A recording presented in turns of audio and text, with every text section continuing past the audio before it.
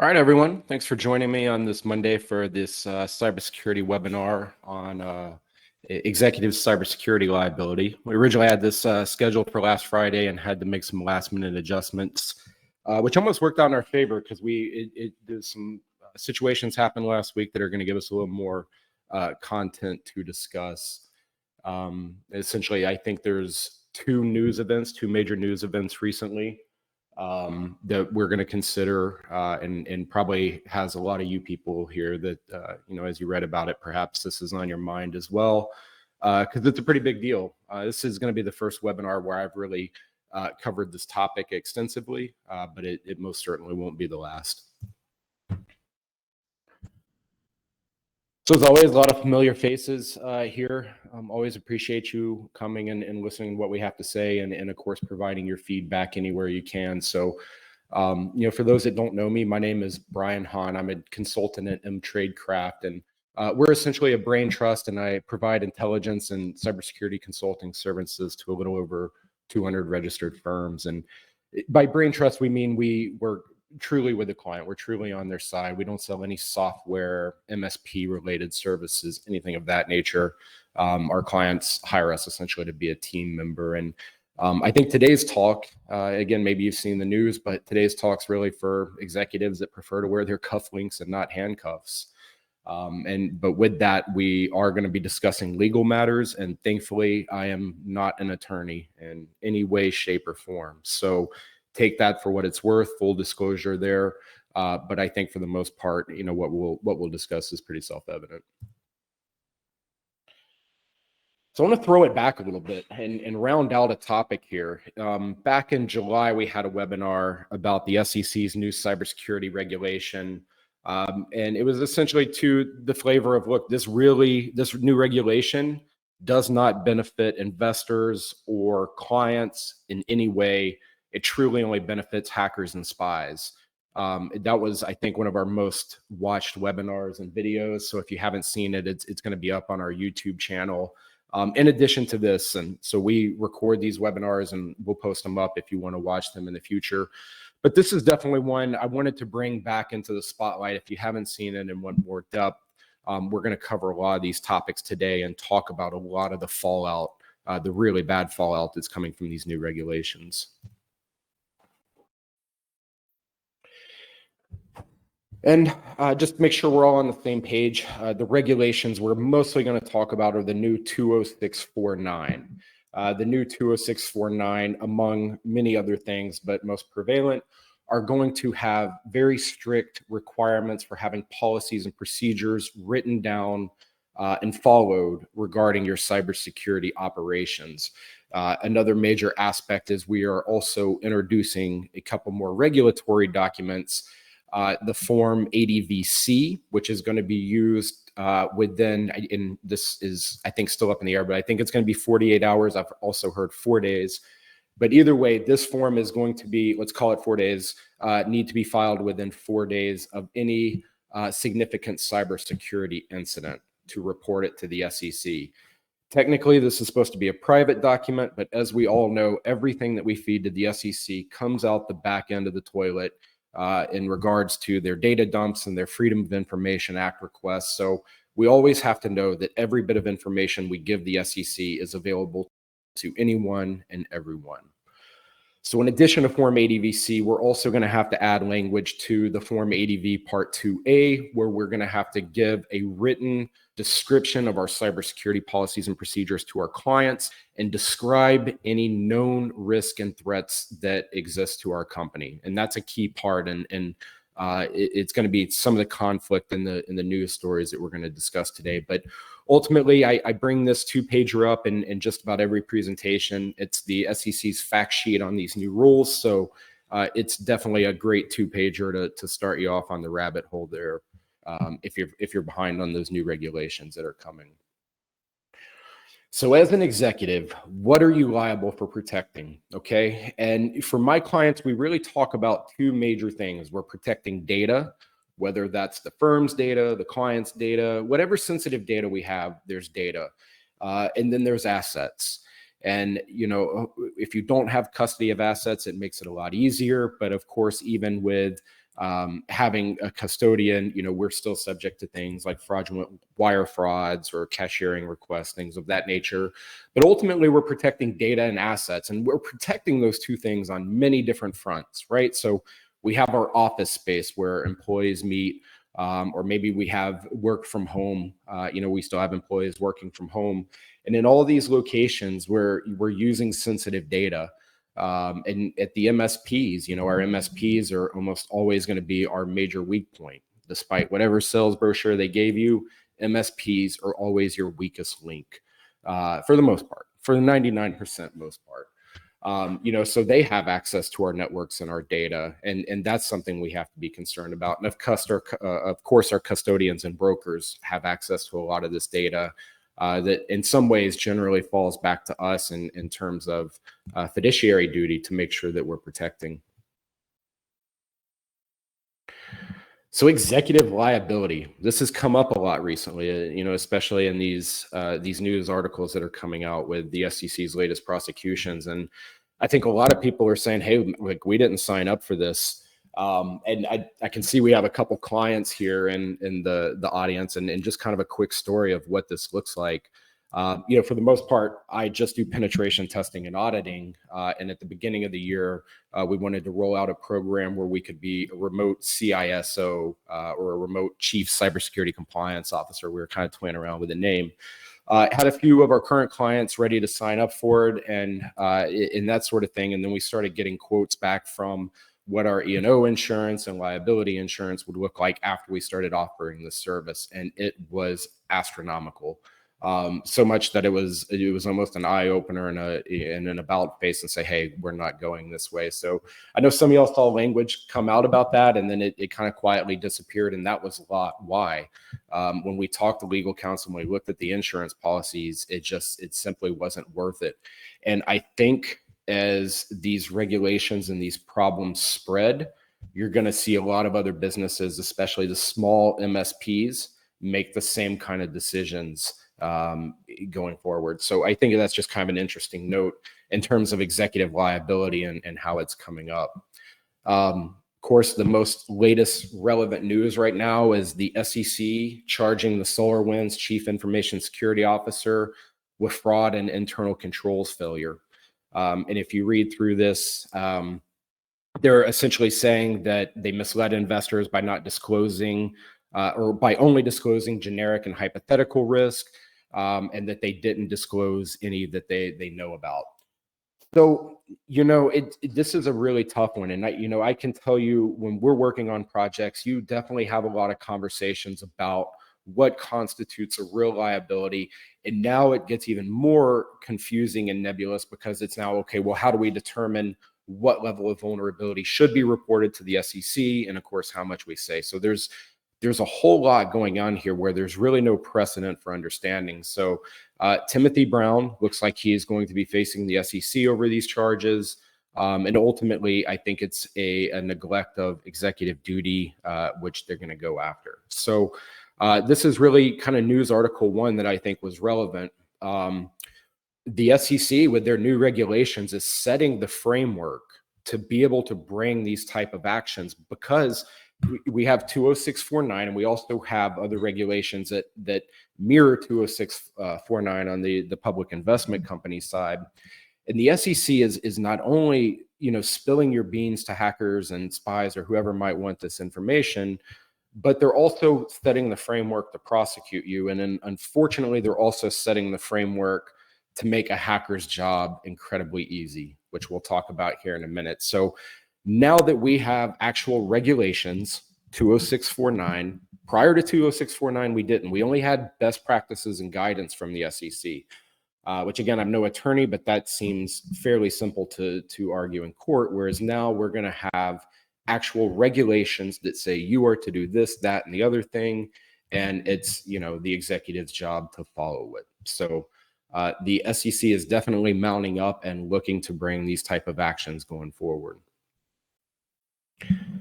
So let's talk about executive liability just real quick. We'll have some book notes, and these are from people who are lawyers and talk a little bit about where the liability comes from. Ultimately, it's rooted in corporate law. I think for most people, that's going to be your individual state's corporate law.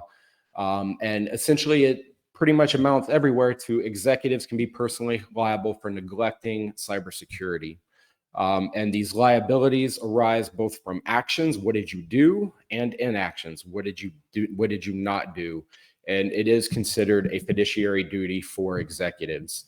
And because of this, executives can face civil or criminal charges for breaches, lack of disclosure, whatever we have from that SEC framework.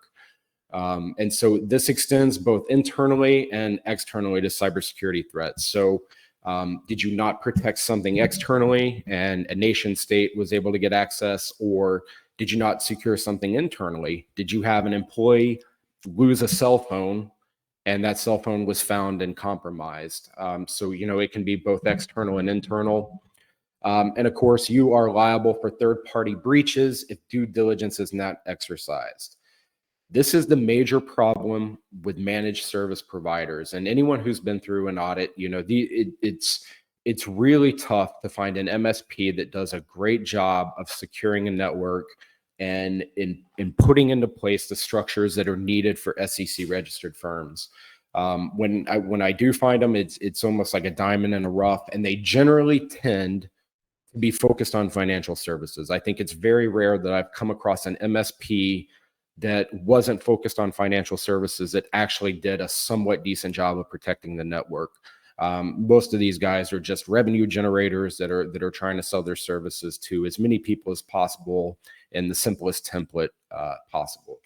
So third-party due diligence of your managed service providers is going to be huge. I think when you do that, you're going to find it falls apart pretty quickly. Most of them have never been through a third-party audit. Most of them have never done benchmark security testing or anything of this nature.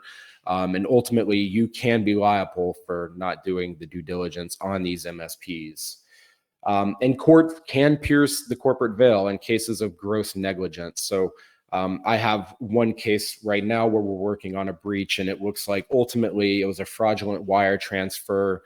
And the root cause was that the MSP did not, from all evidence that we're seeing, it looks like the MSP did not properly configure the email server during deployment by issuing some very basic rules within that deployment. They missed over it, and it ultimately allowed for this client's email to be spoofed and emails sent out in that nature. So in that kind of gross negligence, courts have been known to pierce the corporate veil and go after individuals that have, practiced gross negligence in setting up these type of systems. And of course, insurance policies may not cover all aspects of executive liability. Insurance policies are definitely a strange issue for me. On the one hand, I would never want to sit in an SEC examination and try to explain to an examiner why I don't have a cybersecurity policy. On the other hand, as an IT and operations professional, I have a hard time putting any kind of reliability into the way the current policies are written. Most of them have an out for just about anything. And I think when they look at the actual problem, it just becomes a cost analysis for them, whether they want to pursue it or not. If it's something they can pursue and still be profitable, I think they'll pay out. If not, they most likely, as we've seen in court cases and public disclosures, they generally rely on their language to get out of these policies. Executive negligence, acts of war, things of this nature are generally what we see. So what's that saying? Okay.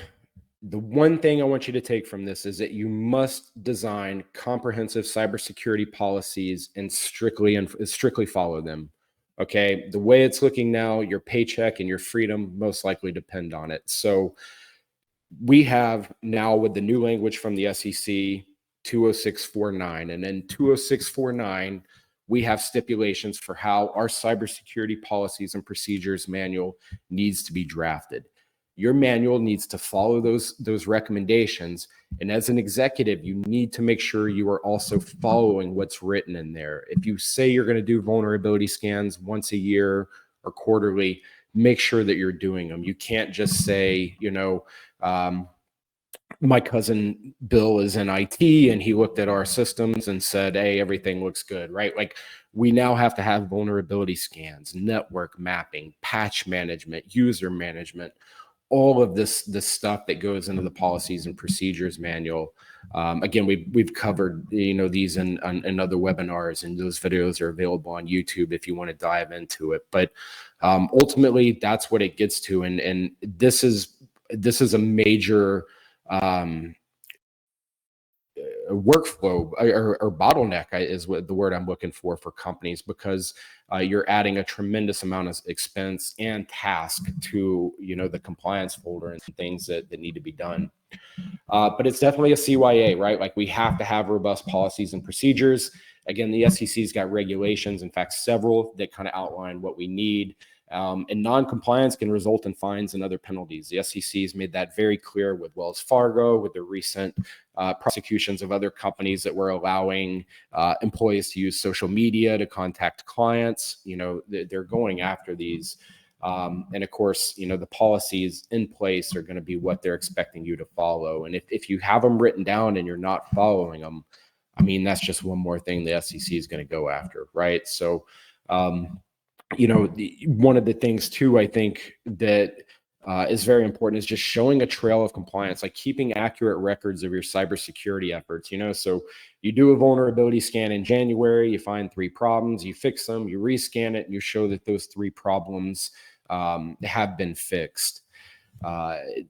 Having executives involved in this conversation is going to be another big one. I know when I do my final presentation to clients and we're going over all this documentation, it's really important to document that and note that so that we can show that hey, the executives are paying attention, they're listening to these audits, and hearing what they have to do to their network.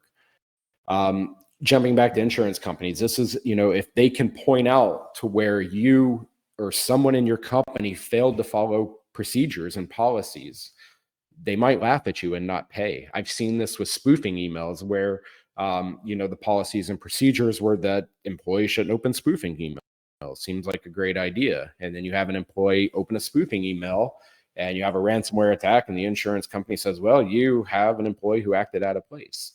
And again, some of these may have the language I've seen never really covers these type of situations. I've certainly never read every policy, but for the most part, some of the language in there just gives them an out to everything, and not following policies and procedures is definitely against them. And the last one, and this is a big one, and this one has a ton of blowback that I don't think anyone anticipated, okay? The SEC can take enforcement action against companies that fail to disclose breaches. So what's happening? Last week, we saw the first instance of the Black Cat ransomware group ransomwared a company called Meridian Link on November 7th. Meridian Link refused to engage with the hackers, and they did not report the ransomware attack to the SEC. So what did Black Cat do? They reported the breach to the SEC. Why would they do that? The SEC allows for anonymous reporting through their TCR site, the tips, complaints, and referrals. You can anonymously hire an attorney to file this TCR report for you, and you are an anonymous the entire time. So now think about this from the hacker's perspective. You're Black Cat, your modus, your MO, in the past was to ransomware groups, collect Bitcoin. Those Bitcoins would generally go to Philippine casinos where they would be laundered in some way, manner, or form. There was also dark web tumbling that would go on. But ultimately, you're talking about a lot of money laundering, a lot of traps to get through to actually get these proceeds from a ransomware attack. That is actually a very difficult thing to do in terms of converting Bitcoin to actual real world currency that can be used. So now the SEC has introduced a channel where these attackers, all they have to do is ransomware you. If you pay the ransom, fantastic. They're going to work with that. If you don't, they're going to report you to the SEC and collect their whistleblower complaint that way. And maybe even if you do pay the fine, they're going to watch and see if you report it to the SEC through this new form ADVC. which will be published once a quarter with the SEC's Freedom of Information Act. And if you don't report that breach, they may file on you too and collect that way as well. So this is a disaster. This is one of the things we talked about would happen in the past webinars with the fallback. And this, in my knowledge, is the first reported instance of that actually happening, where someone is taking the back door and going and reporting them to the SEC.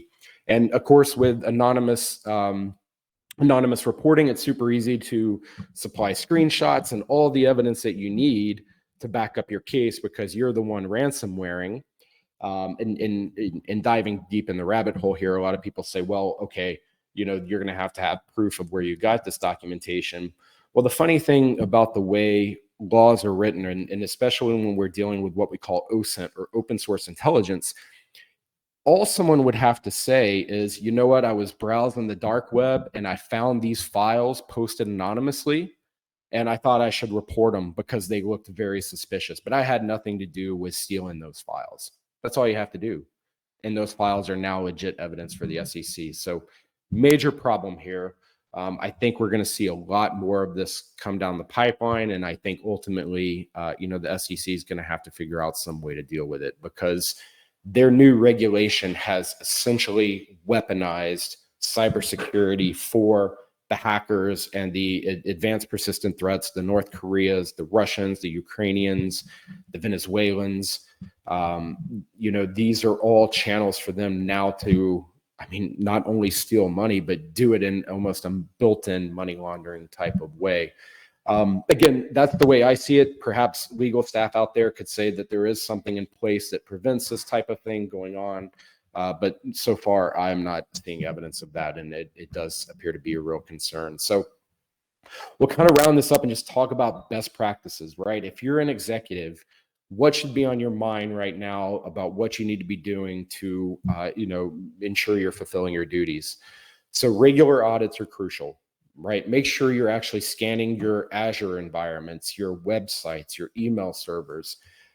New vulnerabilities are posted every day.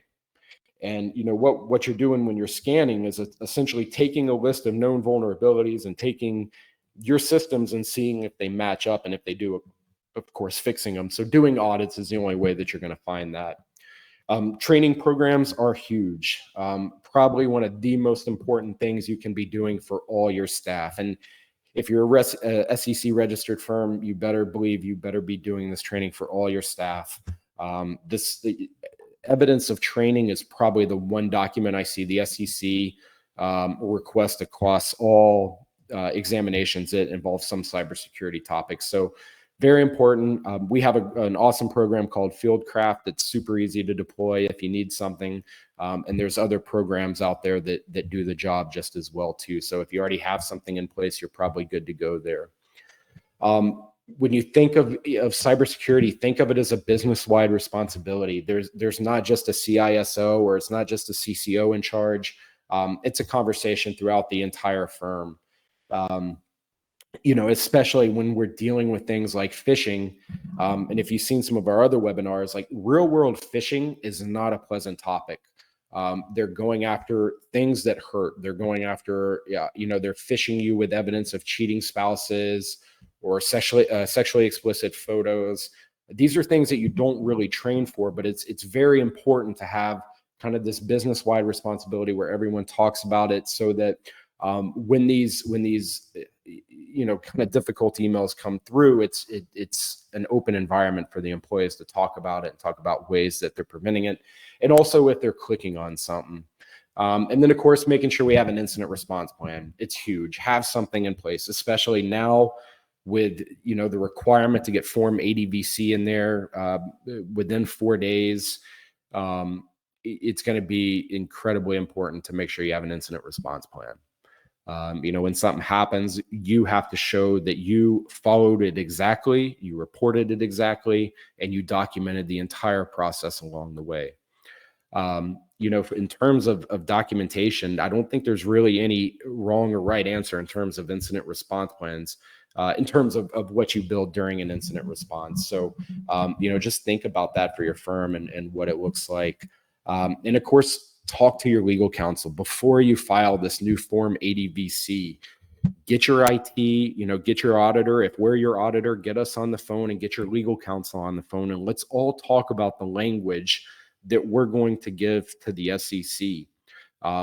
Obviously, we want to be compliant. We want to give them everything that we need, but we also don't want to give them more than we have to. Because ultimately this information, and to be clear, we don't care that the SEC has it. That's fine. Okay.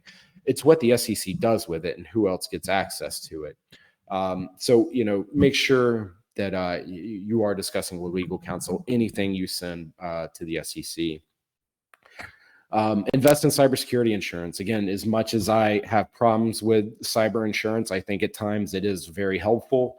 And I certainly wouldn't want to be through an examination trying to explain why I didn't buy a cyber insurance policy. But holy cow, talk about an industry where inflation has taken off. I mean, these policies seem to be up 100x in cost over the past 5 years or so.